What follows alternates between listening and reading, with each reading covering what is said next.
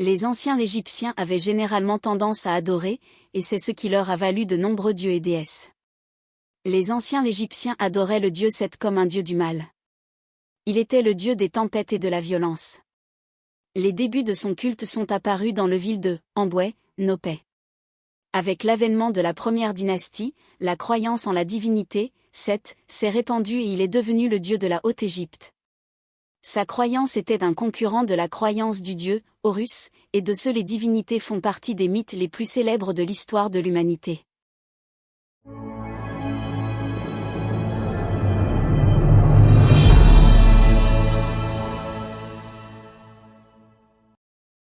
Le mythe d'Isis et Osiris. Selon le mythe égyptien antique, la crue du Nil n'était rien d'autre que les larmes d'Isis, qui pleurait la mort de son mari bien-aimé, Osiris, tout en essayant de reconstituer les parties de son corps déchirées par son plein frère, Seth. La légende raconte que lorsqu'Isis, originaire d'Égypte, apprit le sort de son mari, elle se mit à le chercher partout et, submergée par le chagrin, elle pleura sur lui avec des larmes abondantes. Ils tombèrent dans le Nil, se mêlèrent à son eau et débordèrent. Les pharaons croyaient que les larmes d'Isis. C'est le Nil qui traverse les terres égyptiennes et elle a pu récupérer la dépouille de son mari dans toutes les régions d'Égypte. Et maintenant avec le mythe d'Isis et Osiris. Le dieu Osiris. L'histoire d'Osiris est l'un des mythes anciens qui nous sont parvenus de l'Égypte ancienne. Il a plus d'une source et de détails, mais ses principaux événements et personnages sont similaires. Il parle des forces du bien et du mal, des relations du véritable amour. Et la jalousie, et ses actes odieux. Les personnages les plus importants de ce mythe sont Osiris, son frère Seth et sa femme Isis, ainsi que son fils, Horus. Osiris était un roi juste qui dirigeait l'Égypte et son peuple l'aimait beaucoup. Parce qu'il était un amoureux du bien, et parce qu'il a enseigné à son peuple l'agriculture et l'amour du bien, et qu'il a répandu la justice et une vie décente pendant son règne, et que son quartier général était en Basse-Égypte, ce qui a suscité la jalousie de son frère Seth, a semé la haine dans son cœur, et a enflammé le désir de se débarrasser de lui de quelque manière que ce soit afin qu'il puisse présider le pouvoir à sa place, pensa-t-il avec un complot visant à tuer son frère et à prendre le trône de l'Égypte régnante. Les Égyptiens considéraient le dieu Osiris comme le dieu de la résurrection et de l'immortalité. Il était le chef de la cour des morts parmi les anciens Égyptiens et il était l'un des 9 dieux de l'ancienne religion égyptienne. Le dieu Isis. Isis était connue des anciens Égyptiens comme la déesse de la lune, symbolisée par une femme sur le disque de la lune. Son culte ne se limitait pas aux seuls Égyptiens, mais les Ptolémées et les Romains l'adoraient également. Elle est un des membres des 9 dieux, Incham, en tant que fille de Geb, le seigneur de la terre et Nu, déesse du ciel. De plus, elle est la sœur d'Osiris, Seth et Nephti, l'épouse de son frère Osiris et la mère du dieu Horus. Les Romains la considéraient comme la mère de la nature et l'origine du temps, ils lui ont donc construit plusieurs temples dans différentes villes et elle est devenue célèbre grâce à la légende d'Osiris, son mari. Plusieurs statues ont été construites d'elle portant son fils Horus, avec 2 cornes au-dessus de sa tête, avec le disque de la lune entre elles. C'est la même image que l'héritage chrétien a inspiré dans les images de la Vierge Marie. Portant son fils, le Christ, avec un halo de lumière au-dessus de sa tête. Pour les Égyptiens, Isis était la mère sacrée, l'épouse et la sœur d'Osiris, qui partageait son règne en Égypte.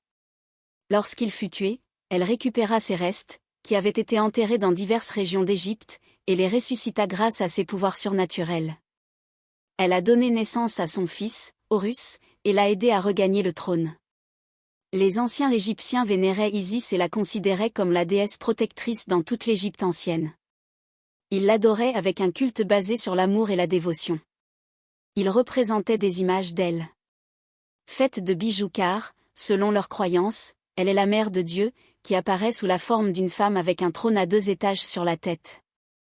C'est le symbole qui incarne le nom de la déesse elle-même. Représentée sous la forme d'une femelle avec un disque solaire et des cornes de vache surmontées sur la tête. Dieu s'est mis. Seth, le dieu du désert et des tempêtes, dans la religion égyptienne, était aussi le dieu des ténèbres et du chaos. Dans la mythologie pharaonique, Seth est représenté comme un usurpateur qui tua et mutila son frère Osiris.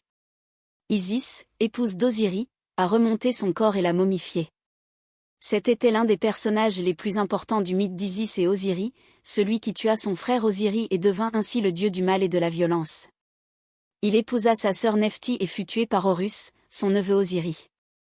Selon une ancienne légende religieuse égyptienne, le dieu Geb, le dieu de la terre, était marié à la déesse du ciel Nou, et il avait 4 enfants avec elle, Isis, Osiris, Seth et leur sœur Nephti. Isis épousa son frère Osiris et Seth épousa sa sœur Nephti, mais Seth était jaloux d'Osiris et de sa femme Isis. Forme et symbole de Seth. L'animal répond à l'animal avec de longues oreilles et pattes et une queue de cour et de robe, comme cette figure apparaît sur les pierres des tombes de la première dynastie.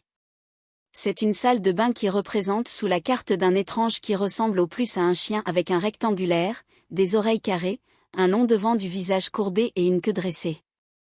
La forme de cette création n'est pas aussi possible pour les Égyptiens. Déterminer ce que c'était. Le mythe d'Isis et Osiris. Seth se sentait jaloux de son frère Osiris. Osiris et Isis étaient frères et mari, et Seth et Nephti étaient mari et femme. Seth était jaloux de son frère parce qu'il avait épousé sa sœur, Osiris. De plus, Osiris était un roi juste et charitable et le souverain de l'Égypte, alors Seth joua à un jeu malveillant. Il prépara donc son festin et y invita certains de ses amis des dieux, dont son frère Osiris. Voici son plan. Il dit devant les invités qu'il avait préparé un cercueil décoré de pierres précieuses, et celui qui le ferait un cercueil de la taille de son corps serait un cadeau pour lui, et il l'avait préparé pour qu'il soit de la taille du corps de son frère Osiris. Osiris tomba dans son piège après que tout le monde, l'un après l'autre, commença à dormir dans le cercueil pour voir si le cercueil avait la taille de son corps et le gagner. Quand ce fut le tour d'Osiris et qu'il étendit son corps dans le cercueil, Seth et ses assistants verrouillèrent rapidement le cercueil dessus et le jetèrent dans le Nil. Cependant, Seth n'a pas pu gagner la femme de son frère Isis, alors Isis était dévouée à son mari et à son amant, Osiris, et elle a continué à le chercher jusqu'à ce qu'elle le trouve sur le mont Byblo, et cette montagne est située en Syrie. Mais Seth ne s'est pas contenté de le jeter seul dans le Nil. Après avoir appris qu'Isis avait retrouvé les corps de son mari, elle s'est relevée. En coupant son corps en 14 parties et en dispersant ses parties dans différents endroits d'Égypte, mais Isis n'a pas donné, elle et Nephti furent capables de rassembler ces morceaux, et après cela, Isis utilisa la magie, et nous savons que la magie était courante chez les anciens Égyptiens, pour reconstituer le corps de son mari, lui rendre son âme et procréer à partir de lui. Il donna naissance à un enfant, le dieu, Horus, qui se vengea de Seth pour ce qu'il avait fait à son père, et ce après un certain temps, Isis l'élevait donc secrètement dans les marais du delta, au milieu des bois.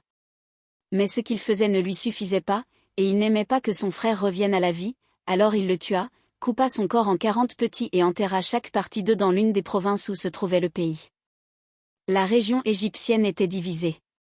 C'est maintenant au tour d'Isis qui a pu récupérer ces morceaux et le ramener à la vie, avec l'aide de quelques dieux, mais cette fois pour une courte période, d'où l'idée de la momification. Après que l'enfant Horus ait grandi, il chercha à se venger de son père auprès du dieu du mal, et c'est à partir de là que commencèrent les longs conflits entre Horus et Seth, le bien et le mal. Après une longue lutte, Horus présenta l'affaire de son père aux sages et aux juges, et le pouvoir judiciaire condamna Seth, et à partir de là, le bien triompha sur le mal. Le nom Seth est prononcé sous plusieurs formes, Seth et Soti, Sesh, Sutek. La légende éternelle est terminée, j'espère qu'elle vous plaira. Je vous demande donc de vous abonner à la chaîne. Je vous demande également de me signaler s'il y a des erreurs ou des choses que vous n'aimez pas, merci de me le signaler dans un commentaire afin que je puisse corriger ces erreurs. Merci de suivre.